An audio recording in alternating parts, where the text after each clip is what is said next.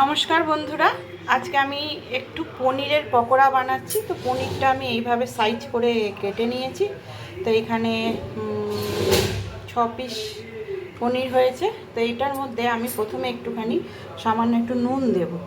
ফার্স্টে একটু সবগুলোতে একটু করে নুন দিচ্ছি। এইভাবে সবগুলোতে একটু করে নুন দিয়ে দেবো।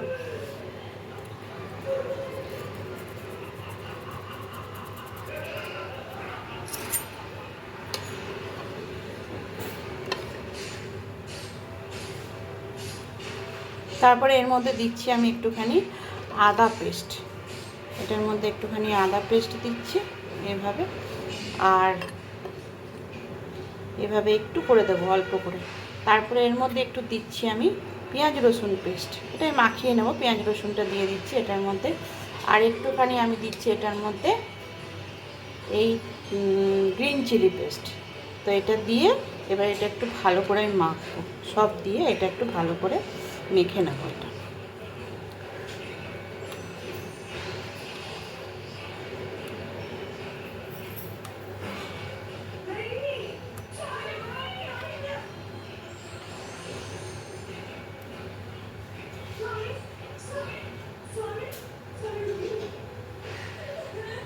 এইভাবে আমি একটু মাখিয়ে নিচ্ছি। তো আমি এখানে একটা বাটিতে বেসন নিয়ে নিয়েছি। এখানে একটু সামান্য হলুদ নেব, সামান্য হলুদ নিচ্ছি। আর নেব নুন, পরিমাণ মতো নুন, পরিমাণ মতো নুন। আর এখানে আমি একটুখানি নিচ্ছি পেঁয়াজ রসুন পেস্ট, অল্প একটু নেব পেঁয়াজ রসুন পেস্ট। আর এখানে নিচ্ছি আদা পেস্ট। আর এখানে নিচ্ছি একটুখানি লঙ্কা পেস্ট, অল্প একটু নেব নিয়ে এটা।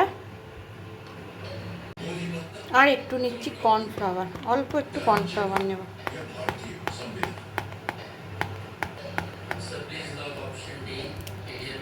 এবারে এটা আমি একটু ভালো করে গুলবো।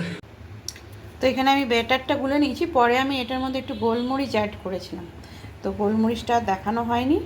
তো এবারে এটা আমি এইভাবে কোটিং করে নিচ্ছি ব্যাটারটার সাথে, এইভাবে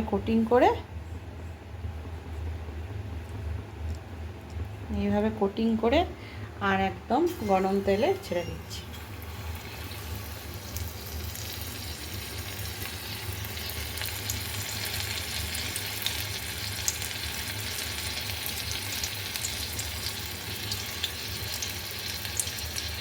আরও একটা করব।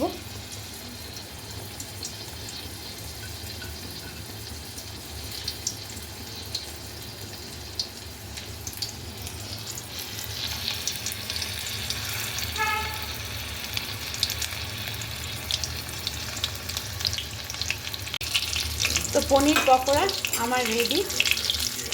এবারে এটা আমি সার্ভ করব। তো আমার পনির পকোড়া রেডি হয়ে গেছে। এখানে সস নিয়ে নিয়েছি। এবারে আমি এটা খাবো।